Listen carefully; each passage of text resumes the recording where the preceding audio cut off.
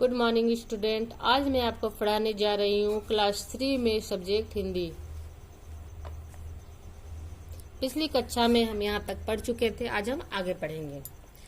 राजा ने तुरंत गंगा दास को क्षमा दान देकर सुदामा को बहुत सारा धन देते हुए कहा, तुम्हारी शिक्षा का प्रबंध राज्य की तरफ से होगा। आज से गंगा दास जमींदार का नहीं अपितु राज दरबार का कर्मचारी होगा और उसका वेतन भी अधिक होगा। महाराज, मुझे धन नहीं चाहिए। मेरे पिता को क्षमा दान देकर आपने मुझे मुंहमांगा पुरस्कार दे दिया है, सुदामा ने कहा।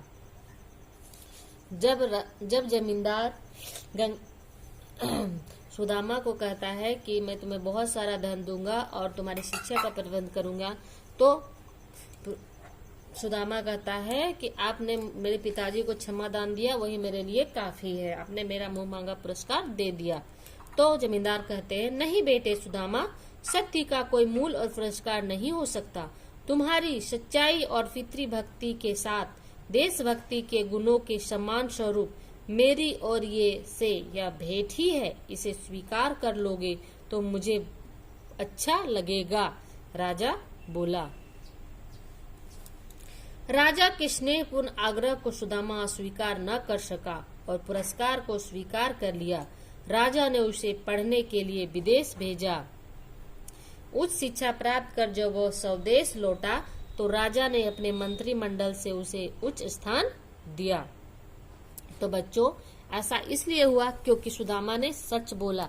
अगर वो अपने पिता की चोरी में साथ देता तो हो सकता है कि वो अच्छा आदमी नहीं बन सकता था, क्योंकि एक बार जिसके मन में लालच आ जाती है वो हमेशा से वो लालची ही बने रहते हैं। इसलिए हमें कभी भी गलत कार्य नहीं करना चाहिए, और कोई अगर गलत कार्य करता भी है तो उसे हमें रोकना चाहिए, उसे हमें समझाना चाहिए, सही रास्ता दिखाना चाहिए। तो ये पाठ आज हमारा समाप्त होता है। आगे देखिए क्वेश्चन आंसर और क्या है देखते हैं। ये है अर्थ जानिए। आपको यहाँ पे अर्थ जानना है, परिश्रमी मेहनत करने वाला। आप यहाँ से लेकर यहाँ तक कॉपी में लिख लेंगे और उसको याद करेंगे। आगे देखते हैं। सही विकल्प के सामने सही लगाइए। गंगा दास बहुत, इसका सही जवाब है परिश्रमी व ईमानदार था। गंगा दास नौकरी करता था जमींदार के यहाँ। गंगा दास के पुत्र का नाम था सुदामा।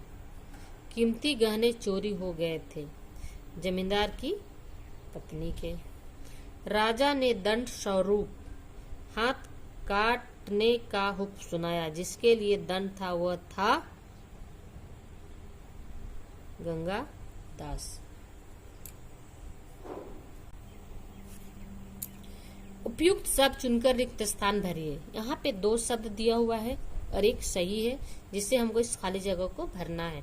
जमींदार गंगा दास की सेवाओं से बहुत प्रसन्न था। एक दिन गंगा दास ने जमींदार की पत्नी के गहने चुरा लिए। सुदामा को चोरी के विषय में पता चला। चोरी का पता लगने पर सुदामा जमींदार के यहाँ जा पहुंचा। सुदामा ने राजा से कहा, आप मेरे पिता को छोड़ दीजिए।